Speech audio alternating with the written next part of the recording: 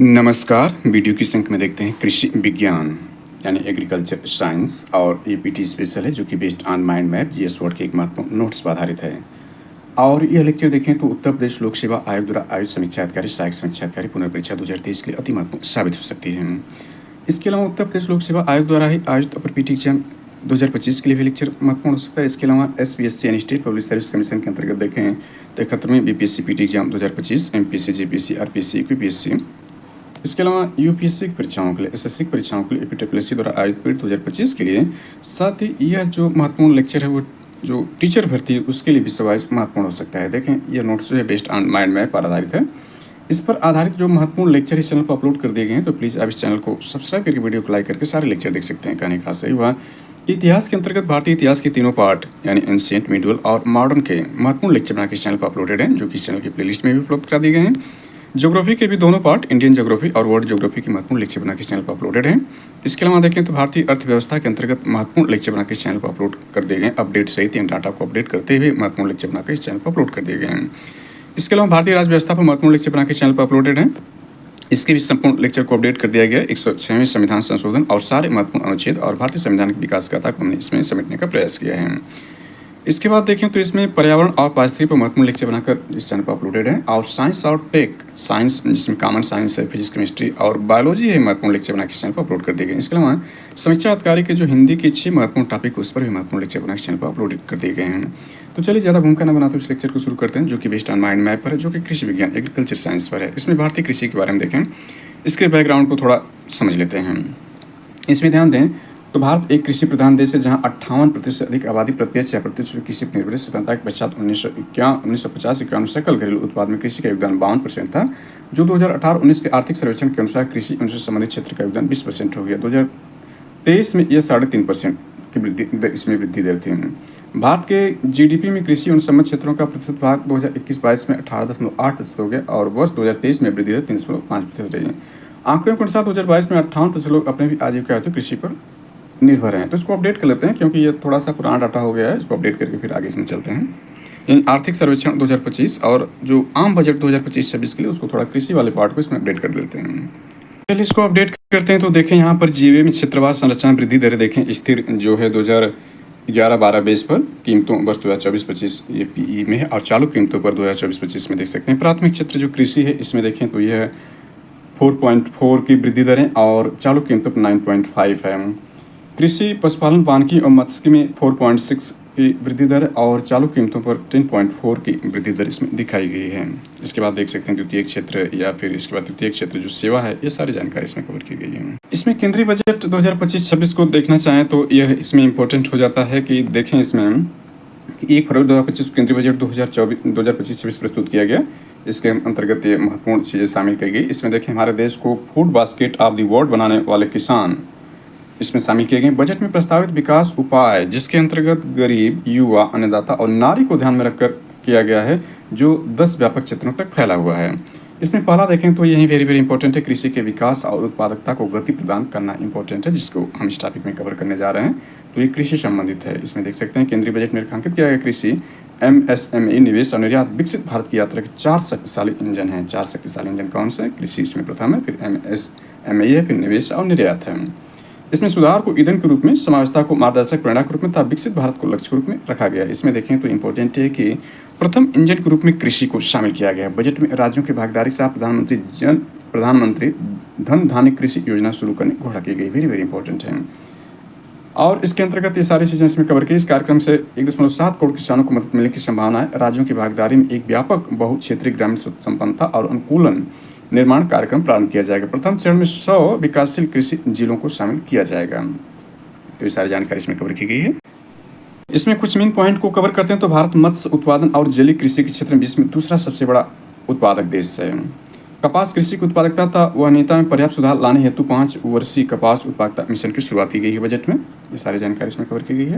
इसमें और जानकारी को ऐड करें तो यह ध्यान दें कि इसमें जो शामिल किया गया संशोधित ब्याज योजना के अंतर्गत किसान क्रेडिट कार्डों के माध्यम से 7.7 करोड़ किसानों, मछुआरों तथा डेयरी किसानों को मिलने वाले अल्पकालिक ऋण की सीमा 3 लाख से बढ़ा करके 5 लाख रुपये करने की घोषणा की गई। यूरिया की आपूर्ति और अधिक बढ़ाने हेतु नाम रूप असम में 12.7 लाख मीट्रिक टन की वार्षिक उत्पादन क्षमता वाला एक संयंत्र स्थापित किया जाएगा।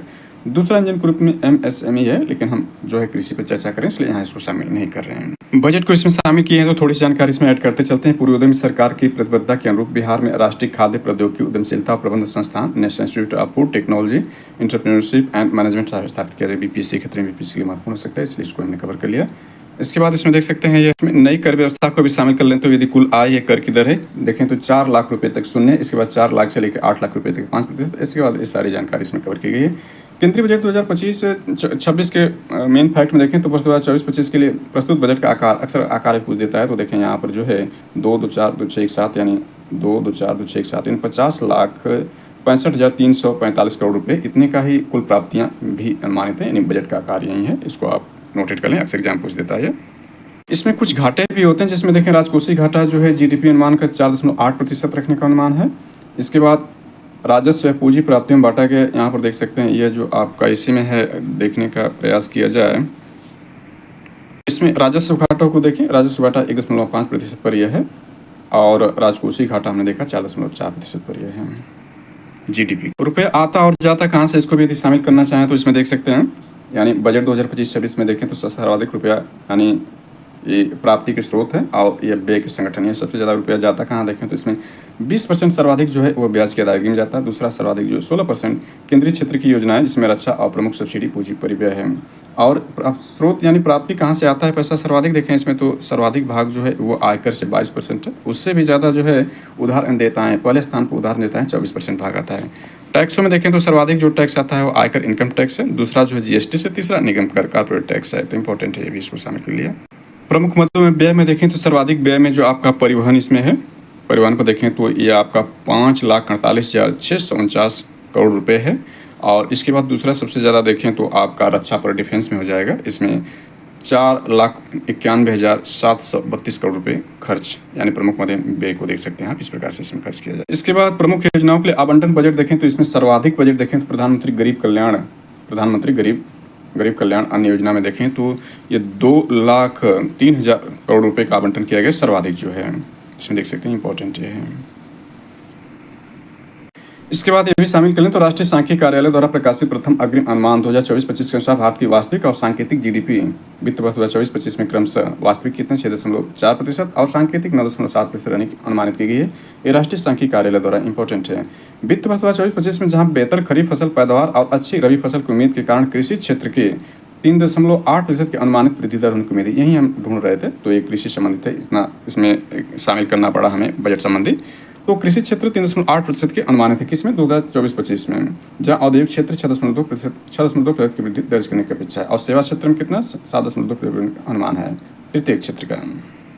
इसके बाद आर्थिक समीक्षा 2024-25 भी है जो कि 31 जनवरी 2025 को प्रस्तुत किया गया। आर्थिक समीक्षा को भी कृषि क्षेत्र संबंध कर लेते हैं तो कृषि और खाद्य प्रबंधन देखें तो प्रथम अग्रिम अनुमान 2024-25 के अनुसार वित्त वर्ष 2024 में वर्तमान कीमतों पर सकल घरेलू उत्पाद में कृषि अनुबंध क्षेत्र का योगदान 16% है। यह क्षेत्र लगभग 46.1% आबादी को सहयोग भी प्रदान करता है, इंपॉर्टेंट है। हालांकि हाल के वर्षों में कृषि क्षेत्र में चुनौतियों के बावजूद वित्त वर्ष 2017 से वित्त वर्ष 2023 तक 5% वार्षिक वृद्धि दर्ज की गई है। एक प्रमुख वैश्विक अनाज उत्पादक रूप में भारत का विश्व के कुल उत्पादन में 11.6% का योगदान है। देश के फसल की पैदावार अन्य देशों की तुलना में काफी कम है, जो उत्पादकता में सुधार की आवश्यकता को बल देती है। भारत का पुष्प कृषि उद्योग एक उच्च प्रदर्शन करने वाला क्षेत्र के रूप में उभरा है, जिसने 100% निर्यात नीति के साथ उभरते उद्योग के रूप में अपनी स्थिति दर्ज कराई है। कौन? पुष्प कृषि उद्योग। इसके बाद देखिए तो महाराष्ट्र अंगूर उत्पादन में अग्रणी राज्य है, जिसने वर्ष 2023-24 में सर्वाधिक उत्पादकता के साथ कुल उत्पादन में 67% का योगदान दिया है। यहाँ पर थोड़ी जानकारी उत्तर प्रदेश बजट 2025-26 को भी नोट कर लेते हैं। अक्सर ये आर का फेवरेट क्वेश्चन रहता है कि उत्तर प्रदेश जो बजट है उसका आकार क्या है। ये 20 फरवरी 2025 को जो उत्तर प्रदेश सरकार के वित्त मंत्री सुरेश खन्ना जी हैं, उन्होंने 2025-26 के लिए बजट पेश, उसका आकार ये देख सकते हैं, ये आकार है, यानी 8,08,737.06 करोड़ रुपए का बजट का आकार रहा इस बार। इंपॉर्टेंट है यहाँ बजट के आकार को पूर्व वर्षों की तुलना कर लें। बजट का अनुमान देख सकते हैं यहाँ पर जो है 20-21 में यह रहा, यानी 5,50,227, 22-23 में 6,15,519, 23-24 में बजट का आकार देखें तो 6,90,242। इसके बाद देखें 2024-25 में 7,36,437.71 और 2025-26 में 8,08,736.06 लाख करोड़ रुपए, यानी ये जो है बजट का आकार रहा। और इस बजट में नई योजनाएं जो शामिल की गई उसको देखें तो 24,863.57 करोड़ रुपए की नई योजनाएं शामिल की गई और बजट का आकार ये हमने देख लिया कि 8,08,736.06 6 करोड़ रुपए बजट का आकार है उत्तर प्रदेश का इस बार।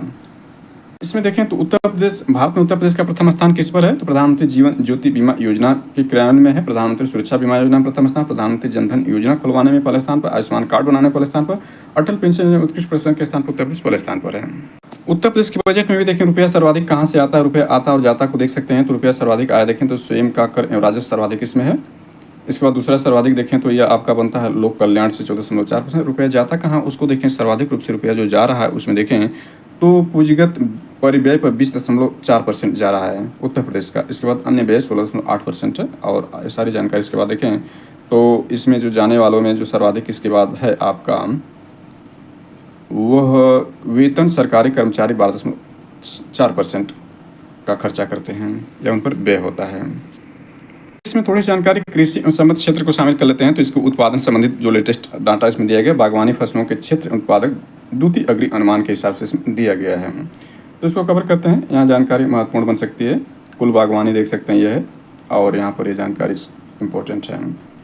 यहाँ पर देखें तो ये दिया गया है कि यहाँ देखें आपका जो कुछ है जैसे इसका मुख्य कारण तरबूज, आम, केला, मंदारिन, मीठा संतरा यानी मौसम्बी और पपीते के उत्पादन वृद्धि का अनुमान दर्शाया गया है। आम का कुल उत्पादन देखें तो इतना है, ये सारे जन केले के उत्पादन, ये सारे जन तरबूज का उत्पादन, इसमें दिया सब्जियों का उत्पादन ये दिया गया है। सारी जानकारी इसमें कवर की गई है। इसमें इंपॉर्टेंट है खरीफ फसलों के न्यूनतम समर्थन मूल्य विपणन वर्ष 2025-26 के लिए देखें तो 28 मई 2025 को किया गया। किसके द्वारा किया जाता है ये भी याद रखना है। प्रधानमंत्री नरेंद्र मोदी की अध्यक्षता में आर्थिक विकास मामलों की मंत्रिमंडल समिति द्वारा तय किया जाता है। ये भी एक एग्जाम पूछा जाता है। तो आर्थिक मामलों की जो मंत्रिमंडल समिति CCCA द्वारा विपणन होते हैं 14 खरीफ फसलों को न्यूनतम समर्थन मूल्य यानी मिनिमम सपोर्ट प्राइस में वृद्धि की मंजूरी दी गई। इसको देख लेते हैं। यहाँ पर है, इसमें देखें इंपॉर्टेंट ये है कि सामान्य धान का देखें तो यह रहा और इसमें वृद्धि करके कितना 69 रुपये की वृद्धि कर दी गई है। लागत से अधिक लाभ 50% है। धान ग्रेड ए में देखें 2320 से 2389 कर दिया गया। इसमें देखें तो कितना 79 रुपये की वृद्धि इसमें है और इसमें 69 की थी। इसके बाद ज्वार, हाइब्रिड, बाजरा इत्यादि को देख सकते हैं, ये वृद्धि की गई है। यहाँ देख सकते हैं धान ए श्रेणी यानी पैडी ग्रेड ए MSP में 69 रुपये प्रति क्विंटल की वृद्धि, जिससे इसका मूल्य 2389 रुपये प्रति क्विंटल हो गया है। और यहाँ पर हमने देखा कि इसमें जो है धान की न्यूनतम समर्थन सामान्य श्रेणी के धान में न्यूनतम 69 रुपये प्रति क्विंटल की वृद्धि की, जिससे सामान्य धान श्रेणी का न्यूनतम मूल्य 2369 रुपये हो गया है। यानी 69 रुपये दोनों में वृद्धि की गई है, चाहे सामान्य श्रेणी का हो चाहे धान ए ग्रेड श्रेणी का हो। सामान्य इसमें देख सकते हैं 69 का, इसमें भी 69 का ही वृद्धि की गई है। तो उसके बाद इसमें देखें विगत वर्ष तुलना में 2025 में सर्वाधिक वृद्धि 820 रुपये प्रति क्विंटल नाइजर सीड की न्यूनतम समर्थन मूल्य की गई है। इसके बाद रागी में वृद्धि की गई है, देख सकते हैं इंपॉर्टेंट है। तो रबी की फसलों के न्यूनतम समर्थन मूल्य देखें तो 16 अक्टूबर 2024 को यह बढ़ाया गया था। तो यहाँ देख सकते हैं गेहूँ, जो रबी की फसलों मुख्य फसल गेहूँ का समर्थन मूल्य देखें तो यह 2425 से था यह उत्पादन लागत इतना, और इसको जो बढ़ा करके यानी यहाँ पर ये 2425 कर दिया गया। पहले ये जो था आपका 2275 रुपये था, उसको बढ़ाकर इतना कर दिया गया। इसके बाद जौ को देख सकते हैं 1850 से 1980 कर दिया गया। इसके बाद ये सारी वृद्धि की गई है। इसमें देखें तो ये कृषि एवं किसान कल्याण मंत्रालय भारत सरकार द्वारा जारी न्यूनतम समर्थन मूल्य MSP के तहत सर्वाधिक वृद्धि की घोषणा रेपसीड अनुसार 300 रुपये प्रति क्विंटल की वृद्धि किया गया। उसके बाद मसूर में 275 रुपये प्रति क्विंटल की वृद्धि की गई। चना, गेहूँ, कुसुम यानी सनफ्लावर था जौ में क्रमशः 210 रुपये क्विंटल, 150 रुपये प्रति क्विंटल, 140 रुपये प्रति क्विंटल तथा 130 रुपये प्रति क्विंटल की वृद्धि की गई है। गेहूँ में कितनी वृद्धि की गई? गेहूँ दूसरे स्थान पर 150 रुपये की प्रति क्विंटल की वृद्धि गेहूँ की। चना में 210 रुपये की। यानी ये सारी जानकारी इसमें आप देख सकते हैं संक्षेप में। ये मूल पृष्ठ पर लौटते हैं भारतीय कृषि, इसको ज़्यादा विस्तार कर दिया। तो ये सारी जानकारी अपडेट करने के रूप में इसमें हमने बजट के जो आम बजट था और जो आर्थिक सर्वेक्षण था और उत्तर प्रदेश बजट, उसको मेन पॉइंट को शामिल कर लिया गया है। तो चलते हैं कृषि के प्रकार को देखते हैं। इंपॉर्टेंट है कृषि का प्रकार, टाइप ऑफ एग्रीकल्चर। निर्वाह कृषि है, दूसरी वाणिज्यिक कृषि है। निर्वाह के अंतर्गत देखें 2 प्रकार कृषि, गहन कृषि और आदिम निर्वाह कृषि है। वाणिज्यिक कृषि 3 प्रकार के, रोपण कृषि, मिश्रित कृषि और वाणिज्यिक कृषि है। इसके बाद देखें जो ये आदिम निर्वाह कृषि 2 प्रकार के भागों में बढ़ जाती है। एक चलवासी कृषि या पशुचारण कृषि कहते हैं, दूसरा स्थानांतरित कृषि। ये इंपॉर्टेंट है, अक्सर एग्जाम पूछता है। उत्तर पूर्वी भारत यानी 7 सिस्टर जो है उत्तर पूर्वी भारत के महत्वपूर्ण जो राज्य हैं, जो कि 1/4 जो वन क्षेत्र कवर करते हैं और मात्र 6 से 7% भारत के भौगोलिक क्षेत्रफल भूभाग इनके पास है, जो 7 सिस्टर है। तो यहाँ पर देखें उत्तर पूर्वी भारत में जो है झूम कृषि, जो स्थानांतरित कृषि उसका नाम है झूम कृषि, इंपॉर्टेंट है। आंध्र प्रदेश में पोडू के नाम जानते हैं, छत्तीसगढ़ में दीपा के नाम से, बुंदेलखंड में बेवार के नाम से, और ब्राज़ील जो देश है अभी जहाँ देखें तो ब्रिक्स सम्मेलन का आयोजन किया गया था ब्राज़ील में, तो वहाँ पर स्थानांतरित कृषि जो का नाम रोका, और मलेशिया में स्थानांतरित कृषि लदांग है, इंपॉर्टेंट है, आप इसको नोटेड पॉइंट के रूप में रखें। इसके बाद भारत में देखिए मुख्य रूप से 3 प्रकार की फसलें बोई जाती हैं ऋतुओं के आधार पर, रबी, खरीफ और जायद। रबी की फसल के अंतर्गत कहते हैं अक्टूबर नवंबर में बोई जाती है, मार्च अप्रैल में काटी जाती है। उदाहरण में गेहूँ इसकी रबी फसल मुख्य फसल है। गेहूँ, जौ, चना, मटर, मसूर, आलू, सरसों इत्यादि हैं। खरीफ फसल देखें तो ये वर्तमान में बोई जा रही है, जून जुलाई में बोई जाती है। आज देखें तो 23 जुलाई है, अक्टूबर नवंबर में काटी जाती है। इसके अंतर्गत महत्वपूर्ण जो खरीफ फसल में चावल, बाजरा, ज्वार, बाजरा, मक्का, कपास, सोयाबीन, मूंगफली, मूंग, उड़द इत्यादि शामिल हैं। इसके बाद जायद की फसल देखें तो यह मार्च अप्रैल में बोई जाती है, जून जुलाई में काटी जाती है। ककड़ी, खीरा, भिंडी, तरबूज, खरबूज, रबड़, तंबाकू इत्यादि हैं। भारत में प्रथम बार कृषि के विकास के लिए 1967 में एम एस स्वामीनाथन के द्वारा हरित क्रांति चलाई गई थी। इनको देखें तो 2024 में 5 लोगों के साथ जो है भारत का सर्वोच्च नागरिक सम्मान दिए जाने की घोषणा की गई। अब तक 53 लोगों को जो है भारत का सर्वोच्च नागरिक सम्मान मिल चुका है, जिसमें एम एस स्वामीनाथन जी भी शामिल हैं, जो भारत में हरित क्रांति के जनक माने जाते हैं। दूसरी हरित क्रांति 1983-84 में चावल की उत्पादकता को बढ़ाने के लिए की। पहले में क्या बढ़ाया गया था? गेहूं का उत्पादन। दूसरे में क्या है? चावल उत्पादन बढ़ाने के लिए चलाई गई, अर्थात हरित क्रांति का सर्वाधिक प्रभाव गेहूं और चावल पर पड़ा। नोट: विश्व में हरित क्रांति का जनक डॉक्टर नॉर्मन अर्नेस्ट बोरलॉग को माना जाता है, तब भारत में ये श्रेय एम एस स्वामीनाथन को है, जो कि देखिए मैक्सिको के हैं। कुछ अन्य महत्वपूर्ण क्रांतियों को देखने इंपॉर्टेंट एग्जाम स्टूडेंट। श्वेत क्रांति देखें दूध उत्पादन में संबंधित है, यानी दूध उत्पादन में वृद्धि संबंधित श्वेत क्रांति 1964% ऑपरेशन फ्लड किससे संबंधित है? श्वेत क्रांति से। और श्वेत क्रांति किससे है? दूध उत्पादन से संबंधित है। नीली क्रांति मत्स्य उत्पादन वृद्धि से। पीली क्रांति खाद्य तेलों और तिलहन के संबंधित है। हरित क्रांति खाद्य उत्पादन संबंधित, विशेषकर गेहूं और धान के उत्पादन से वृद्धि से। सुनहरी क्रांति गोल्डन क्रांति रिवोल्यूशन, बागवानी उत्पादन वृद्धि, सब्जी और फल उत्पादन। इंपॉर्टेंट, इसको नोट कर लें। गोल्ड क्रांति यह आलू उत्पादन वृद्धि से, आलू के उत्पादन में उत्तर प्रदेश का प्रथम स्थान है। सदाबहार क्रांति यानी एवरग्रीन रिवोल्यूशन, मिट्टी को उन्नत बनाना, किसानों को लोन दिलाना, रेन वाटर हार्वेस्टिंग एवं कृषि शोध को बढ़ाना, पूरी तरह से खाद्यान्न पर निर्भर बनाना सदाबहार क्रांति के अंतर्गत आता है। इंद्रधनुषी क्रांति देखें रेनबो रेवोल्यूशन, इसमें हरित, पीली, नीली, लाल, भूरी, धूसर, गुलाबी और अन्य क्रांतियों के साथ लेकर चलने का लक्ष्य रखा गया। इसके परिणामस्वरूप नई कृषि नीति 2000 लागू की गई थी। रजत क्रांति यानी इसमें देखें सिल्वर रेवोल्यूशन, अंडा और मुर्गियों की उत्पादकता बढ़ाने के लिए। दूसरी क्रांति देखें तो उर्वरक उत्पादन से वृद्धि के लिए। काली क्रांति इंपॉर्टेंट है, पेट्रोलियम, खनिज तेल, कोयला और एथेनॉल उत्पादन से वृद्धि संबंधित है। गुलाबी क्रांति यानी पिंक रेवोल्यूशन, प्याज व झींगा मछली के उत्पादन से वृद्धि संबंधित गुलाबी क्रांति है, पिंक रेवोल्यूशन है। यहाँ देखिए तो महत्वपूर्ण क्रांति है। श्वेत क्रांति दूध उत्पादन से। सुनहरी क्रांति बागवानी। इंद्रधनुष क्रांति में हरित, पीली, नीली, लाल, भूरी, धूसर, गुलाबी क्रांति। काली क्रांति जो है पेट्रोलियम खनिज उत्पादन से। रजत क्रांति अंडा, मुर्गी उत्पादन। सर्वाधिक कर्ज लेने वाले किसान देखें राज्यवार, केरल में इतने कर्ज लिए हैं, इसके बाद आंध्र प्रदेश, पंजाब और तमिलनाडु है। तो ये देखें जो भारत की रीढ़ माना जाते हैं, भारतीय कृषि की रीढ़ जो किसान हैं, अन्नदाता हैं, वहीं जो कर्ज लेकर के जो अपने देखें तो ज़्यादातर सुसाइड कर लेते हैं। ये बहुत दयनीय स्थिति भारत में है, क्योंकि वहीं जो है जो रीढ़ है, अभी देखें बजट 2025-26 में जो विकास का प्रथम इंजन था वो कृषि ही था, और कृषि के जो कर्ता धर्ता है सर्वे सर्वा वो किसान ही है। और किसान अनुच्छेद उपजाने के बावजूद भी देखें तो आत्महत्याएं कर लेते हैं। बहुत दयनीय स्थिति भारत में मानी जाती है, क्योंकि वो किसान कर्ज लेते हैं साहूकारों से, चुकता न कर पाने के कारण जो होता है। कृषि यहाँ पर भारतीय कृषि जो मानसून के जुआ के रूप मानी जाती है, क्योंकि यदि मानसून अच्छा न हुआ या सूखा पड़ गया तो भारतीय कृषि उतना उत्पादकता नहीं दे पाती है, अर्थात किसान यहाँ पर अब भी बहुत दयनीय स्थिति में जी रहे हैं कर्ज को लेकर के। तो यहाँ देख सकते हैं कर्ज सर्वाधिक केरला में, फिर आंध्र प्रदेश, पंजाब, फिर तमिलनाडु में है। प्रमुख फसलें, उनकी प्रजातियों, उनके लगने वाले रोग को देख सकते हैं, तो ज़्यादा डीपली हो जाएगा। इसको आप देखना चाहें तो गेहूं को देख सकते हैं। ये अक्सर एक पूछ देता है कि इसके लिए जलवायु क्या होती है, तो गेहूं को देख लेते हैं जो मुख्य फसल है। मुख्य फसल को और ज़्यादा डीपली नहीं जाएंगे। जैसे शीतोष्ण जलवायु खाद्य फसल 10 से 15 डिग्री तापमान होना चाहिए और 50 सेंटीमीटर से अधिक वर्षा की आवश्यकता होती है। गेहूँ के अंतर्गत कृषि क्षेत्र एवं गेहूँ उत्पादन दोनों में चीन विश्व में प्रथम स्थान पर है और द्वितीय स्थान पर जो है भारत है। नोरिंटेन गेहूं की बौनी प्रजाति है।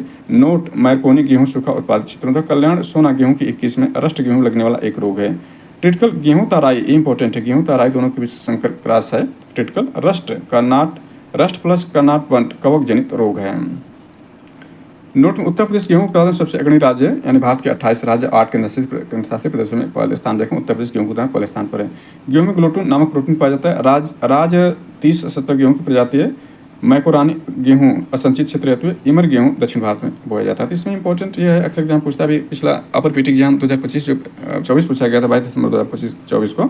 उसमें कपास के लिए जो जलवायु थी ये कि तापमान कितना है, वार्षिक वर्षा क्या है, और इसमें ये तो आप याद रख सकते हैं। लेकिन पूर्व की परीक्षाओं में जो पूछा गया ये ट्रिटिकल किससे मिलकर बना है, नोट कर लें। गेहूँ और राई का मिश्रण है। रस्ट गेहूँ रुगनवा सन्याल कोड़ा इसकी प्रजातियों में है और रस्ट और करनाल कवक जनित रोग है। उत्तर प्रदेश पहले स्थान पर है।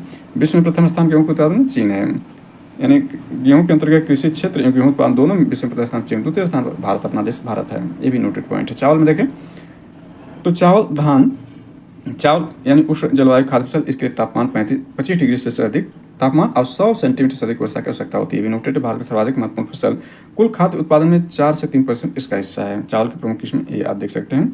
गोल्डन धान की किस्म में सर्वाधिक मात्रा में विटामिन ए पाया जाता है, ये इंपॉर्टेंट है। बनानी द्वीप लालमती धान की प्रजातियां, नील हरीश शैवाल का प्रयोग धान के लिए किया जाता है, भी नोट कर लें। गोल्डन राइस में बीटा कैरोटीन पाया जाता है, भी नोटेड पॉइंट है। इसके बाद चावल कार्बोहाइड्रेट स्टार्च का प्रमुख स्रोत है। सर्वाधिक उत्पादन पश्चिम बंगाल, वर्तमान में तेलंगाना हो गया है, लेकिन 2024-25 के जो अग्रिम अनुमान है उसमें उत्तर प्रदेश पहले स्थान पर है। तो अग्रिम अनुमान के अंतर्गत ये पहले स्थान पर, लेकिन ये तेलंगाना ही आप फर्स्ट मान के चलें कि सर्वाधिक उत्पादन पश्चिम बंगाल ना होकर तेलंगाना होगा। दूसरे स्थान पर उत्तर प्रदेश, तीसरे स्थान पर पश्चिम बंगाल चल गया है। विश्व में सर्वाधिक उत्पादन चीन करता है चावल का, दूसरे स्थान पर भारत ही है। धान में पाया जाने वाला रोग में खैरा है, जिनकी कमी से होता है। पालिश किए गए चावल में बेरी रोग, विटामिन B1 की कमी नहीं। पालिश किए हुए चावल खाने पर विटामिन B, उसमें B1 कमी होती है, इसलिए इस खाने से बेरी रोग होता है। केंद्रीय धान अनुसंधान कटक यानी उड़ीसा में है। अंतर्राष्ट्रीय चावल अनुसंधान केंद्र मनीला फिलीपींस में है। इसके बाद C4 पौधे देखें, यानी C4 टाइप के पौधे कौन कौन से होते हैं, अक्सर पूछ देता है। तो बाजरा है, मक्का है, ज्वार और गन्ना C4 टाइप के पौधे होते हैं। इसके बाद मक्का को देख सकते हैं, तापमान इतनी आवश्यकता है। मक्का की किस्में देख सकते हैं, शक्तिमान हो सकते हैं। तो अनाजो किरानी के नाम से मक्का को जानते हैं। यह देख सकते हैं, रबी खरीफ हो जाए, 3 ऋतुओं में फसल बोई जाती है। भारत में मक्के की खेती पूरे वर्ष होती है। आंध्र प्रदेश सर्वाधिक उत्पादन था, विश्व में अमेरिका सर्वाधिक मक्के का उत्पादन करता है। प्रमुख किस्में देख सकते हैं। C4 टाइप का पौधा है। इसमें देख सकते हैं कि इसमें जड़, तना, प्रकाश संश्लेषण के दौरान 4 कार्बन युक्त ऑक्जेलियोस्लेट बनता है, इसीलिए C4 इसको कहते हैं। मक्के का प्रयोग जैव ईंधन के रूप में होता है। मक्के में प्रोटीन को जीन कहते हैं। इसके बाद दलहन में देखें, दलहन में सबसे अधिक योगदान चना और उसके बाद अरहर का है। इसके अलावा मूंग, मसूर, उड़द इत्यादि आते हैं। प्रोटीन युक्त खाद्य दलहन उत्पादन मध्य प्रदेश का पहला स्थान इंपॉर्टेंट है, ये अपडेटेड भी है। मटर की पत्ती विहीन प्रजाति अपर्णा है, यानी जिसमें पर्ण न हो। अरहर किस्में देख सकते हैं यह है, और मटर की एक किस्में हैं। राजमा नाइट्रोजन का स्थिरीकरण नहीं करता है, यानी राजमा नाइट्रोजन का स्थिरीकरण नहीं करता है। चना के प्रमुख किस्में इसमें दिया गया है। कानपुर उत्तर प्रदेश देखें, दलहन फसलों से प्राप्त प्रोटीन, यानी इसमें देखें भारतीय दलहन अनुसंधान कहाँ पर है, कानपुर उत्तर प्रदेश में है। इनके जड़ों में राइबोसोम जीवाणु पाया जाता है, जो नाइट्रोजन स्थिरीकरण हेतु आवश्यक है, यानी जो दाल वाली फसलें हैं। भारत देश में दालों का सबसे बड़ा उत्पादक उपभोक्ता आयातक सभी भारत है। मृदा उर्वरता तथा संरक्षण दृष्टि से महत्वपूर्ण, उत्तर प्रदेश में सर्वाधिक चना बुंदेलखंड में बोया जाता है, बुंदेलखंड में होता है। दलहनी फसलों में प्राप्त प्रोटीन सोयाबीन देखें सर्वाधिक है, फिर मसूर, मूंग मसूर में यह, उड़द में यह, लोबिया में यह पाया जाता है। तिलहन को देख सकते हैं, यह है। इसके बाद तिलहन पर ज्वार को देख सकते हैं, गन्ना को देख सकते हैं। इसके लिए गन्ना के लिए देखें नकदी फसल है, टेम्परेचर ये चाहिए, वर्षा ये चाहिए, और यह इसमें जो है रोग है। उत्तर प्रदेश को चीनी कटोरा कहते हैं, हालांकि चीनी में दूसरे स्थान पर, जबकि ईख प्रोडक्शन में पहले स्थान पर उत्तर प्रदेश है। गन्ने के सर्वाधिक उत्तर प्रदेश को महाराष्ट्र में आता है। विश्व में सर्वाधिक चीनी का उत्पादन ब्राजील, दूसरा स्थान भारत का है। Indian institute of sugar technology Kanpur में, यानी शुगर टेक्नोलॉजी रहेगा तो कानपुर में। शुगर केन टेक्नोलॉजी हो जाएगा लखनऊ में। Indian institute of sugarcane, देखिए शुगर केन रिसर्च है तो लखनऊ हो गया।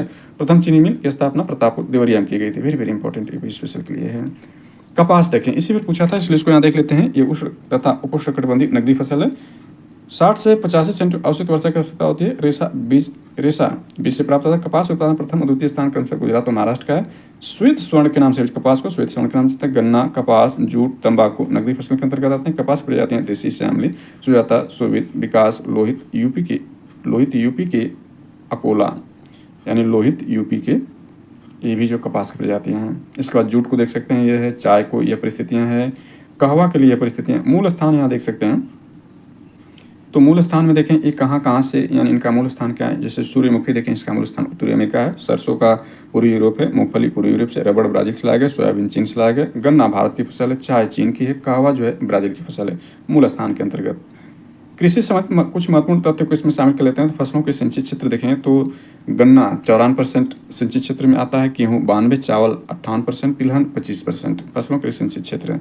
कृषि संबंधित कुछ महत्वपूर्ण तथ्य देखें तो सिंचित क्षेत्रों का प्रतिशत विभिन्न फसलों हेतु 54% गन्ना, 52% गेहूँ, यानी यहाँ पर दिया गया। प्रथम चीन मिल 2003 में देवरिया जिले के प्रतापपुर में स्थापित किया गया, जो उत्तर प्रदेश में है। कुछ और एग्जाम दृष्टिकोण से इसमें शामिल करते हैं तो देखें, इसमें उत्तर प्रदेश को वाले पार्ट को शामिल कर लेते हैं। तो उत्तर प्रदेश कृषि निर्यातक क्षेत्र लखनऊ, सहारनपुर, आगरा है। उत्तर प्रदेश में आंवला, प्रतापगढ़, यानी उत्तर प्रदेश में आंवला, प्रतापगढ़, लीची सहारनपुर और मेरठ, इत्र कन्नौज, इत्र जो कन्नौज में, प्लाईवुड सहारनपुर में। उत्तर में सर्वाधिक चना बुंदेलखंड में होता है। राष्ट्रीय खाद्य सुरक्षा मिशन में शामिल जो हैं वो चावल, गेहूँ, दलहन और मोटे अनाज शामिल हैं। कुछ महत्वपूर्ण बोर्ड व स्थायी देखें तो कॉफी बोर्ड बेंगलुरु में है। रबर बोर्ड कोट्टयम केरला में। चाय बोर्ड कोलकाता में। तंबाकू बोर्ड गुंटूर आंध्र प्रदेश में। अंगूर प्रसंस्करण बोर्ड पुणे महाराष्ट्र में है, इंपॉर्टेंट नोट कर लें। राष्ट्रीय मत्स्य बोर्ड हैदराबाद में। मसाला बोर्ड कोच्चि केरला में है। भारत में जोतों का आकार देखें तो सीमांत जोत यानी जो है 1 हेक्टेयर से कम वाले जो होते हैं वह सीमांत जोत के अंतर्गत या सीमांत किसान कहलाते हैं, 1 हेक्टेयर से कम, और ये सर्वाधिक भाग है, इसमें 67.10 क्षेत्र है। छोटी जोत देखें तो 1 से 2 हेक्टेयर होते हैं, यह इनके पास इतना भाग है। अर्ध मध्यम 2 से 4 हेक्टेयर, यह है मध्यम 4 से 10 हेक्टेयर, और बड़ी जोत 10 हेक्टेयर से अधिक वाला इनका सबसे कम है। भारत में प्रथम विस्तृत कृषि संगणना 1970 खत्म की गई थी। तो अक्सर सीमांत किसान पूछता है, तो सीमांत जोत वाले यही हैं। ये जोत के आकार इनका प्रतिशत है, इस जोन में जो आएगा सीमांत किसान कहलाएंगे। इसके बाद मध्यम और जो बड़े किसान आते हैं इसकी श्रेणियाँ दिया गया है। चलिए आगे देखते हैं। तो ये भारत में प्रथम विस्तृत जनगणना वर्तमान 10वीं, यानी 10वीं, ये सारी जानकारी इसमें दी गई। वर्तमान ये नहीं बल्कि अपडेट इसको करने पर वर्तमान हमने कर लिया है। इसके बाद महत्वपूर्ण वैज्ञानिक अध्ययन देखें तो विटीकल्चर अंगूरों का उत्पादन संबंधित है, पिसीकल्चर मछली पालन की क्रिया संबंधित, सेरीकल्चर रेशम उत्पादन संबंधित, हार्टिकल्चर बागवानी फसलों फल सब्जी इत्यादि संबंधित, एपीकल्चर देखें तो शहद उत्पादन हेतु मधुमक्खी पालन, फ्लोरिकल्चर इंपॉर्टेंट फूलों की कृषि संबंधित है, फूलों कृषि, सिल्वीकल्चर देखें तो वन के संरक्षण एवं संवर्धन संबंधित है, ओल्वीकल्चर इंपॉर्टेंट है, जैतून की कृषि से, पोमोलॉजी फल विज्ञान है, एरोपोपिक्स पौधों को हवा में उगाना, मोरिकल्चर रेशम कीट हेतु शहतूत कृषि, वर्मिकल्चर केचुआ पालन, ओल्वीकल्चर इंपॉर्टेंट है, ये ओलेरिकल्चर जो है पौष्टिक शाक सब्जियों की कृषि से संबंधित है। और इसी से मिलता जुलता हमने देखा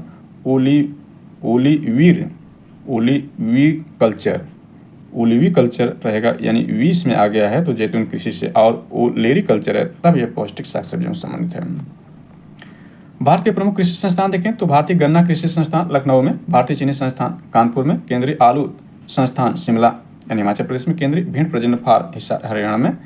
इसके बाद केंद्रीय द्वीपीय कृषि अनुसंधान संस्थान देखें तो पोर्ट ब्लेयर अंडमान निकोबार में, भारतीय चारागाह एवं चारा अनुसंधान केंद्र झांसी उत्तर प्रदेश में इंपॉर्टेंट है, राष्ट्रीय जैविक खेती केंद्र गाजियाबाद में उत्तर प्रदेश में, केंद्रीय खाद्य प्रसंस्करण अनुसंधान शिमला यानी हिमाचल प्रदेश में, ICAR भारतीय पशु चिकित्सा संस्थान इज्जतनगर बरेली इंपॉर्टेंट है स्पेशल के लिए, भारतीय दलहन अनुसंधान के कानपुर में इंपॉर्टेंट है, उत्तर प्रदेश से संबंधित, कृषि शुष्क एवं क्षेत्र अनुसंधान जोधपुर यानी राजस्थान में, राष्ट्रीय डेयरी अनुसंधान संस्थान करनाल हरियाणा में, राष्ट्रीय डेयरी विकास बोर्ड आनंद गुजरात में, राष्ट्रीय चावल शोध संस्थान कटक उड़ीसा में इंपॉर्टेंट है, राष्ट्रीय केला अनुसंधान केंद्र त्रिची तमिलनाडु में, विपणन एवं निरीक्षण निदेशालय फरीदाबाद, भारतीय सब्जी अनुसंधान संस्थान ये इंपॉर्टेंट है, भारतीय सब्जी अनुसंधान संस्थान कहाँ वाराणसी में है, केंद्रीय मृदा लवणता अनुसंधान करनाल हरियाणा में, अंतर्राष्ट्रीय चावल अनुसंधान केंद्र फिलीपींस में, अंतर्राष्ट्रीय मक्का और गेहूं वृद्धि केंद्र मैक्सिको में, खाद्य एवं कृषि संगठन रोम इटली में, विश्व मौसम विज्ञान संस्थान जिनेवा में। भारत के कुछ महत्वपूर्ण स्थानांतरित कृषि को देख लें तो उड़ीसा में कौन सी स्थानांतरित कृषि होती है, कमान, ब्रिंगा, पामा, डरबी है। पश्चिमी घाट में देखें तो कुमारी है, उत्तर पूर्वी घाट में झूमक नामक स्थानांतरित कृषि है, मध्य प्रदेश में जो है स्थानांतरित कृषि वो पोडू या पेंडा है, और मध्य प्रदेश में ही बेवार और डाहिया है। बस्तर जिला छत्तीसगढ़ में देखें तो दीपा नामक स्थानांतरित कृषि, दक्षिण भारतीय राज्य में देखें तो जारा और एरका स्थानांतरित कृषि, मध्य प्रदेश में ही देखें वीरान और मसान है, राजस्थान में बलरा नामक स्थानांतरित कृषि है, हिमाचल प्रदेश में खील नामक स्थानांतरित कृषि है। भारत में भैंसों और गायों के कुछ महत्वपूर्ण नस्लें को देख सकते हैं।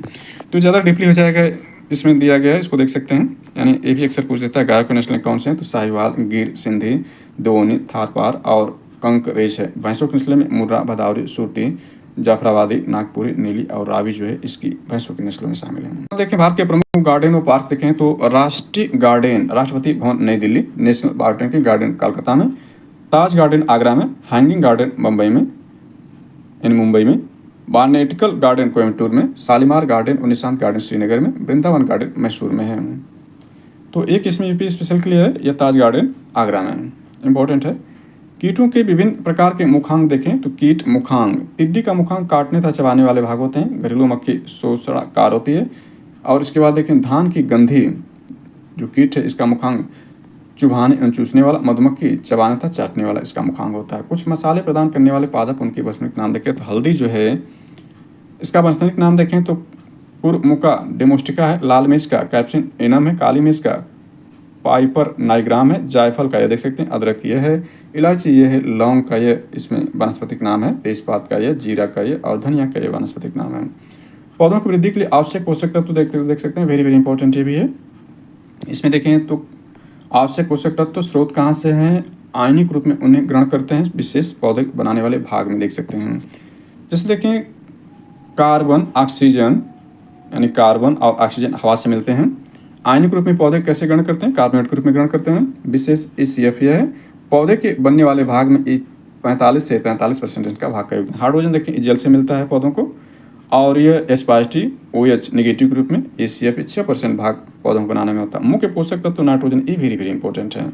ये मृदा से मिलता है, इनको पौधों को मृदा से मिलता है NH4 अमोनिया के रूप में और नाइट्रेट्स के रूप में। ACF 1.1% इसका है। फास्फोरस देखें मृदा के रूप में मिलता है, ये इस फार्म में, और ये इतना योगदान है। पोटास देखें मृदा के रूप में मिलता है। द्वितीय पोषक तत्व कैल्शियम ये भी मृदा के रूप में, मैग्नीशियम मृदा के रूप में, यानी इसमें देख सकते हैं ये सारी जानकारी। इसके बाद यहाँ देख सकते हैं आयरन भी है, मैग्नीज भी, ये सारी जानकारी। लेकिन इसमें ज़्यादा इंपॉर्टेंट जो आपका था वो नाइट्रोजन था। इसमें नाइट्रोजन को आप नोटेड पॉइंट के रूप में रखें। मुख्य पोषक तत्व नाइट्रोजन मृदा से NH4 अमोनिया और नाइट्रेट्स के रूप में है, इसका योगदान ये है। ये सारी उसे आप देख सकते हैं, सारी जानकारी देख सकते हैं। AUF का मतलब एब्जॉर्ब्ड इन अनकम्बाइंड फार्म में होता है। ACF का मतलब absorbed in combined form as a salt के रूप में इसका मतलब। भारत में सिंचाई देख सकते हैं तो बृहद सिंचाई परियोजना के अंतर्गत ये, मध्यम सिंचाई की योजना के अंतर्गत, लघु सिंचाई योजना के अंतर्गत। भारत में यहाँ इंपॉर्टेंट ये है कि भारत में कुल कृषि योग्य भूमि का 47.6% भूमि सिंचित भूमि की श्रेणी के अंतर्गत आती है। उत्तर प्रदेश में नहरों द्वारा सर्वाधिक सिंचाई की जाती है, ये भी स्पेशली महत्वपूर्ण है। उर्वरक में देखें ये भी इंपॉर्टेंट है। नाइट्रोजन, फास्फोरस, पोटेशियम महत्वपूर्ण उर्वरक हैं जिन्हें संयुक्त रूप से NPK कहा जाता है, जिसका अनुपात, आदर्श अनुपात यानी नाइट्रोजन 4, फास्फोरस 2 और पोटेशियम जो है 1 रहेगा। DAP एक उर्वरक जिसमें 46% फास्फोरस था, 18% नाइट्रोजन, ये भी इंपॉर्टेंट है।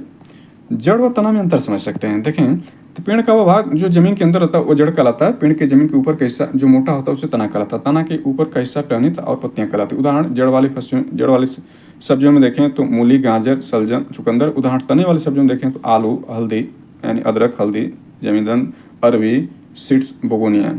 पत्ती वाले पौधे में देखें तो घटपाणी, वीनस, फ्लाइट्रेट्स, ऑस्ट्रेलियन, अकेसियस। भारत में कृषि पारिस्थितिकी क्षेत्र इंपॉर्टेंट है कि भारत में कृषि पारिस्थितिकी क्षेत्र कितना 20 है, इसको नोट कर लें।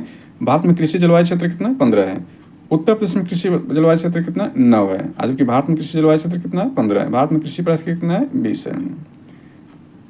भारत में रेशम के चारों प्रकार देखें तो एरी रेशम असम में 69% प्रोडक्शन, मूंगा असम में ही 81.77% में, शहतूत कर्नाटक में होता है और टसर झारखंड में इतना %, यानी 4 प्रकार के जो रेशम भारत में पाए जाते हैं। इंडियन एग्रीकल्चर देखते हैं इसमें तो ज़्यादा इसको हमने शुरू में ही देख लिया, सारी जानकारी को शुरू में देख लिया। और रबी फसल, खरीफ फसल, इसको हमने शुरू में चर्चा के लिए इसको ज़्यादा करने की जरूरत नहीं है। और स्वामीनाथन के बारे में भी हमने देख लिया, कुछ महत्वपूर्ण क्रांतियों को भी हमने देख लिया था, ये दोबारा इसमें रिपीट कर दिए गए। और नई कृषि नीति 2000 में लागू की गई थी, ये सारी क्रांतियों को एक बार रिपीट कर दिया है, तो इसको देख सकते हैं। कृषि ऋण देखें तो भारत में कृषि को ऋण कौन कौन से वाणिज्यिक बैंक देते हैं, जिसमें SBI, UBI और PNB देते हैं। क्षेत्रीय ग्रामीण बैंक जिनकी स्थापना 2 अक्टूबर 1975 के ये भी कृषि ऋण देते हैं। नाबार्ड 12 जुलाई 1982 की स्थापना की, ये भी कृषि ऋण। भूमि विकास बैंक कृषि ऋण देते हैं, सहकारी बैंक देते हैं और अनौपचारिक रूप से सेठ और साहूकार भी भारत में कृषि ऋण देते हैं, जो कि किसानों के आत्महत्या के कारण यही बनते हैं ज़्यादातर। और इसके बाद कृषि और संबंधित वस्तुओं का निर्यात 2023-24 निर्यात से संबंधित, इसको देख सकते हैं, हालांकि इसको हमने बजट से अपडेट कर दिया था। विभिन्न फसलों में रोग नियंत्रण देखें, धान तो इसमें रोग का कारक और नियंत्रण कैसे होता है। धान में देखें पत्ती का भूरा धब्बा, हेलमिंथो स्पेसिस ओराइजी। खड़ी फसल में जिंक, मैग्नीज कार्बोनेट 2 किलोग्राम प्रति हेक्टेयर छिड़क करके, और ये सारे रोग इसमें दिखाए गए हैं। मक्का में देखें तो ये रोग है, बाजरा में ये रोग, मूंगफली में ये रोग है। ये ज़्यादा डीपली इसमें जा रहा है, तो इसको आप एक बार देख लें के बाद इंपॉर्टेंट हो सकता है एग्जाम दृष्टिकोण से। विभिन्न फसलों के प्रमुख रोग इसमें धान में देख सकते हैं ये रोग है, गेहूं में ये रोग है, बाजरा इत्यादि में ये रोग दिखाए गए हैं। राई, सरसों, मूंगफली, कपास, आलू। यहाँ उटका रोग देखें किन किन में लगता है, तो उटका रोग जो होता है अरहर, मटर, मसूर, चना, कपास, गन्ना। 2 4 2 6 रोग। बुकनी रोग देखें तो मटर, मसूर और चना में भी लगता है, तीनों में लगता है। झुलसा रोग देखें तो गेहूँ, आलू, मटर, मटूर, चना, सरसों, जौ में झुलसा रोग लगता है। खरपतवार नियंत्रण हेतु संस्तुत शाकनाशी देखें, इंपॉर्टेंट है। गेहूँ में देखें तो आइसोप्रोपियूरान 2,4-D सेंको माइट्रोजिन का प्रयोग है। धान में देखें तो ब्यूटाक्योर, थर्मोट, यानी ये सब जो इसमें दिया गया है इसको आप देख सकते हैं। मसूर में लाइनोरियोर्ने, यानी ये जो है संस्तुतिक शाकनाशी, यानी यदि इन फसलों में यदि कोई खरपतवार आ जाते हैं इनके नियंत्रण के लिए इनका प्रयोग किया जाता है। प्रमुख कीट एवं फफूंदी नाशक की सूची, प्रमुख कीट एवं फफूंद नाशक सूची देखें तो कीटनाशी है और व्यापारिक नाम उसका तेली में ये सब है, यानी तेल के रूप में आते हैं, इनका नाम है। धूल के रूप में कार्बाइल होता है, सेविन इसका व्यापारिक नाम है। फफूंदी नाशी में ये सब देख सकते हैं। इसमें देखें अन्य में अल्मोनियम फास्फाइड, इसको चूहा मारी भी कहते हैं। सल्फास प्रति 30 ग्राम ट्यूब 10 टैबलेट, यानी सल्फास ये है, याद रखें इसको। सल्फैक्स, मेस, सीरम, ये सब जानकारी इसमें दी गई है। आगे इसमें देखें जिंक्स फास्फाइड जिंटाइस, यानी यहाँ पर सारी जानकारी इसमें विभिन्न फसलों में कीट नियंत्रण को भी यहाँ दिया गया। गंधी कीट है फ्लोर, यानी ज़्यादा डीपली ये दिया गया इसमें, इसको भी देख सकते हैं आप। पशुओं में प्रमुख रोग को देख सकते हैं, खुरपका मुहपका वायरस को जो सभी पालतू पशुओं में होता है। नील जीवा रोग वायरस भेड़ मुख्यतः बकरी भैंस गाय में, यानी ये सारी जानकारी इसमें दी गई है। वायरस जनित रोग देखें तो ये वायरस जनित रोग में खुरपका मुहपका सभी पशुओं में होता है। नील जीवा रोग गाय में होता है। पोकनी, bird flu, Ranikhet, fowl pox ये वायरस जनित रोग हैं। कीटों में यकृत नहीं होता किंतु लाल ग्रंथियां पाई जाती हैं कीटों के रूप में, ये विशेष रूप से दिया गया, यानी धान के पौधे में तना छेदक से बनता है। इसमें ऐड कर लेते हैं, देखें भारतीय कृषि अनुसंधान संस्थान देखें तो ICAR Indian council of agriculture research 1929 नई दिल्ली में इसकी स्थापना, यानी स्थापना वर्ष है और कहाँ पर नई दिल्ली में है। IARI Indian agriculture research institute 1905 में नई दिल्ली में है। IGFIR Indian grassland and father research 1962 में झांसी उत्तर प्रदेश में, इंपॉर्टेंट ये है। IIFM Indian institute for forest management 1982 में भोपाल मध्य प्रदेश में है। IIHR Indian institute of horticulture 1967 Hesaraghatta Bengaluru Karnataka में है। इसके बाद IIPR Indian institute of pulse research 1984 Kanpur Uttar Pradesh important है। ISR Indian institute for sugarcane research 1952 Lucknow में इंपॉर्टेंट है। ILRI Indian law research institute 1925 Ranchi Jharkhand में है। IVRI Indian veterinary research institute 1989 Izzatnagar Uttar Pradesh में इंपॉर्टेंट है। SBI sugar cane breeding institute 1912 Coimbatore Tamil Nadu में। IVR Indian institute for vegetable research 1999 Varanasi Uttar Pradesh स्थापित किया गया। ये वेरी वेरी इंपॉर्टेंट है, इसमें जो उत्तर प्रदेश संबंधित है। इसके बाद इसमें देखें भारत के महत्वपूर्ण कृषि एवं पशु चिकित्सा विश्वविद्यालय देखें तो पूरा नाम यहाँ पर यह है कि आचार्य MG रंगा कृषि विश्वविद्यालय गुंटूर आंध्र प्रदेश में इसकी स्थापना 1965 किया गया था। राजेंद्र कृषि विश्वविद्यालय पूसा समस्तीपुर बिहार में 1971 में इसकी स्थापना। बिरसा कृषि विश्वविद्यालय रांची विश्वविद्यालय रांची झारखंड 1980 में। डॉक्टर यशवंत सिंह परमार उद्यान एवं वानिकी विश्वविद्यालय सोलन हिमाचल प्रदेश 1987 में इसका स्थापना किया गया था। इसमें उत्तर प्रदेश से संबंधित देखें ये सारी जानकारी यहाँ देखें तो आंध्र प्रदेश में, बिहार में, झारखंड में, हिमाचल प्रदेश में, मध्य प्रदेश में, छत्तीसगढ़ में, राजस्थान उत्तर प्रदेश में चंद्रशेखर आजाद कृषि एवं प्रौद्योगिकी विश्वविद्यालय कानपुर उत्तर प्रदेश में है। इसकी स्थापना 1975 में की गई थी। वेरी वेरी इंपॉर्टेंट स्पेशल के लिए है ये उत्तराखंड। फिर उत्तर प्रदेश में नरेंद्र देव कृषि एवं प्रौद्योगिकी विश्वविद्यालय फैजाबाद उत्तर प्रदेश में 1976 में स्थापित किया गया। इसके बाद सरदार वल्लभ भाई पटेल कृषि एवं प्रौद्योगिकी विश्वविद्यालय मेरठ उत्तर प्रदेश 2000 में स्थापित किया गया था। बांदा कृषि एवं प्रौद्योगिकी विश्वविद्यालय बांदा उत्तर प्रदेश में 2010 में स्थापित किया गया था। उत्तर प्रदेश में भी है पंडित दीनदयाल उपाध्याय पशु चिकित्सा विश्वविद्यालय गौशाला संस्थान मथुरा उत्तर प्रदेश 1947 में किया गया था। इसके बाद उत्तर प्रदेश में रानी लक्ष्मीबाई केंद्रीय कृषि विश्वविद्यालय झांसी उत्तर प्रदेश में, यह देख सकते हैं कि 2014 में स्थापित किया गया था। फल खाने वाले भाग को देख लें, हालांकि हमने साइंस वाले भाग में देखा था। तो आम, केला, पपीता इसकी मध्य फल भित्ति खाया जाता है। केला में देखें तो मध्य फल भित्ति एवं अंतर फल भित्ति खाया जाता है। सेब, नाशपाती मांसल पुष्पाजन, लीची मांसल एरिल, अंगूर अमरूद में देखें तो टमाटर फल भित्ति प्लेसेस्टा, नारियल में एंडोस्पर्म काली लीड्स एंड एम्ब्रो, अनार में रसदार टेस्टा, नींबू वर्ग में एंडोकार्पिक जूसी हेयर, शहतूत में परिदलपुंज, बादाम में बीज, चावल गेहूं मक्का जौ में एंडोस्पर्म एम्ब्रियो, बेर जामुन आंवला फालसा चेरी में वाय एवं मध्य फल भित्ति को खाया जाता है। फलों में खनिज तत्वों की कमी के कारण होने वाले रोग को देख सकते हैं। नींबू में डाइवैक कॉपर कमी से, सारी जानकारी इसमें कवर की गई। सब्जियों में रंग कड़वापन का कारण इसमें देख सकते हैं, ये इंपॉर्टेंट है। मूली में तीखापन जो होता है आइसोसाइनाइड से होता है। मिर्च में चरपराहट जो होती है कैप्सिन कारण होता है, यानी मिर्च जो तीखा होता है। सलजम में चरपराहट जो होती है कैल्शियम ऑक्जेट के। खीरे में कड़वाहट जो कुकुरबिटेसिन कारण। लहसुन में गंध जो होती है एजाइल प्रोपाइल डाई सल्फाइड कारण। लहसुन में गंध जो होती है, प्याज में गंध को लहसुन में गंध है एलास्टिन के कारण होती है, इसका पूर्ण नाम है।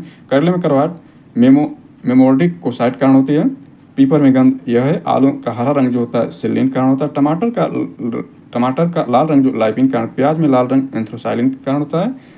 मिर्च का लाल रंग कैप्सिन कारण। गाजर का लाल रंग एंथोसाइनिन कारण। गाजर में नारंगी रंग कैरोटीन कारण। प्याज का पीला रंग क्वेरसिटिन कारण। हल्दी में पीला रंग कुकुरबिटेसिन कारण होता है। अरबी में, यानी सारी जानकारी। चने में पत्ते में खटास, ये देख सकते हैं। इसके बाद कृषि क्षेत्र के विकास के लिए पहले को इसमें शामिल कर लें तो PM फसल बीमा योजना 1.2 लाख करोड़ रुपए का मुआवजा। बागवानी के लिए एकीकृत विकास के लिए मिशन। ऑर्गेनिक फार्मिंग इत्यादि देख सकते हैं। कृषि अवसंरचना कोष और PM किसान, इसको देख सकते हैं। राष्ट्रीय कृषि बाजार यानी ई नाम इसमें शामिल किया गया है।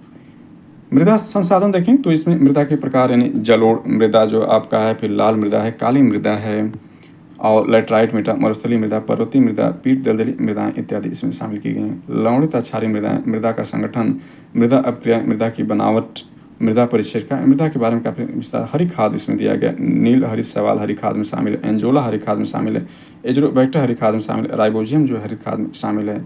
हरी खाद वाली दलहनी फसलें देखें कौन से है, तो सनई है अधिक वर्षा वाले स्थानों पर, मूंग है ढैंचा कम या सूखाग्रस्त स्थानों पर, ग्वार है कम वर्षा रेतीली कम उपजाऊ वाले में, लोबिया अच्छे जल निकास वाले मृदा में, और उड़द जो है ये हरी खाद वाली दलहनी फसलों में शामिल है। तो इसमें हरित खाद के अंतर्गत आप इसको नोट कर लें कि नीला हरित शैवाल है, ओजोला है, और यह आपका एजोबैक्टर है, और राइजोबियम है। इंपॉर्टेंट एग्जाम के दृष्टिकोण से। इसके बाद यह जो है आपका मृदा की बनावट इत्यादि दिया गया है। इसमें देख सकते हैं जो इम्पोर्टेंट है मृदा संसाधन के अंतर्गत ये सारी जानकारी है। तो इस देख सकते हैं मृदा शब्द लैंटिन भाषा की उत्पत्ति से शब्द सेलम से प्राकृतिक, यानी इसमें जो महत्वपूर्ण उसको देखें तो भारतीय मृदा 6 भागों में बांटा गया, जबकि भारतीय कृषि अनुसंधान परिषद द्वारा इसका 8 वर्गों में विभाजित किया गया। जलोढ़ मैदान इसमें देखें तो यह है कि इसका विस्तार सर्वाधिक है। यह देख सकते हैं देश के 43.5% भाग पर है। क्षेत्रफल भारतीय मृदा में सबसे विशाल इसका प्रतिनिधित्व करता है। उत्तर भारत के मैदान, दक्षिण भारत के मृदा मैदान के पुराने जलोढ़ को, यानी इंपॉर्टेंट मैदान के पुराने जलोढ़ को बांगर करते हैं, जबकि नदियों के बाढ़ वाले मैदानों में नए जलोढ़ को खादर करते हैं। इस मृदा में पोटास और चूना पर्याप्त मात्रा में पाया जाता है। यह मृदा धान, गेहूँ, गन्ना, तिलहन और जल दलहन फसलों को उपयुक्त है। लाल मृदा को देख सकते हैं, यह मृदा देश का दूसरा सबसे विशालतम वर्ग है। ये अपर पीटी एग्जाम 2025 पूछा था लाल मृदा के बारे में, तो दूसरा सबसे बड़ा लाल मृदा है, इंपॉर्टेंट है। इसका निर्माण ग्रेनाइट, निस्ताशिष्ट आदि खनिजों से हुआ। इसमें लोहे, कांस्य अधिक होता है, लेकिन चूना, जीवाश्म, नाइट्रोजन, फास्फोरस की कमी पाई जाती है। इसमें तंबाकू, बाजरा, तीसी व दलहन खेती की। मृदा संपूर्ण, यानी यह मृदा संपूर्ण तमिलनाडु, कर्नाटक, दक्षिण पूर्वी महाराष्ट्र, मध्य प्रदेश पूर्वी भाग, उड़ीसा, छोटा नागपुर, बुंदेलखंड उसमें पाई जाती है। काली मृदा देख सकते हैं, इंपॉर्टेंट काली मृदा भी है। यह मृदा देखें तो महाराष्ट्र, गुजरात, मध्य प्रदेश, तमिलनाडु की लावा क्षेत्र में पाई जाती है। यह मृदा सूखने पर दरारों से युक्त हो जाती है। इसमें चूना, लोहा, पोटेशियम, मैग्नीशियम, एल्यूमिनियम प्रचुर मात्रा में पाया जाता है, क्योंकि फास्फोरस, नाइट्रोजन जैविक पदार्थों का अथवा होता है। यह भारतीय मृदा का तीसरा विशालतम या तीसरा सबसे महत्वपूर्ण भाग है। इस मृदा को रेंगू, यानी इस मृदा को रेंगू था उत्तर प्रदेश में करेल या कपासी मृदा भी कहते हैं। कपास, मूंगफली, चना, सोयाबीन, तिलहन और गेहूं के निर्यात उपयुक्त है। लेटराइट मृदा यह स्थानबद्ध मृदा है। याद रहे शुष्क मौसम के कारण कर्नाटक, यानी देख सकते हैं कहाँ कहाँ पाई अक्सर पूछा जाता है लेटराइट मृदा में, तो कर्नाटक, केरला, तमिलनाडु, महाराष्ट्र, मध्य प्रदेश, असम के पहाड़ी क्षेत्रों में क्रियाशील है। फलतः इन क्षेत्रों में लेटराइट मृदा का ही निर्माण होता है। इनमें नाइट्रोजन, पोटास, फॉस्फोरस, चूना का होता है। इस मृदा में लोहा, एल्युमिनियम अधिक मात्रा में पाए जाते हैं। इस मृदा में चाय, कहवा, रबड़, काजू, सिलिकोना पाए जाते हैं। मरुस्थलीय मृदा देखें तो ये मृदाएं शुष्क और शुष्क प्रदेश में पाई जाती हैं। इस मृदा में लवण, फास्फोरस अधिक पाई जाती हैं, परंतु जीवाश्म में नाइट्रोजन का अभाव होता है। सिंचाई द्वारा ज्वार, बाजरा, मटेना जो है। पर्वतीय मृदा में देखें, मरुस्थलीय मृदा में देखें, ये नवीन इन अविकसित मृदा है। इसमें पोटास, चूना, फास्फोरस का अभाव होता है, लेकिन ये जीवाश्म प्रचुर मात्रा में पाया जाता है। पर्वतीय ढालों पर सेब, संतरा, नाशपाती इत्यादि उगाए जाते हैं। पीठ दलदली मृदाएं देखें तो यह पीठ मृदाएं नम जलवायु में बनती हैं। सड़ी वनस्पतियों से बनी पीठ मृदाओं का निर्माण तमिलनाडु के आंध्र प्रदेश में हुआ है। इन मृदाओं, यानी सारी जानकारी इसमें देख सकते हैं, इंपॉर्टेंट है। लवणित क्षारीय मृदाएं को यहाँ दिया गया है।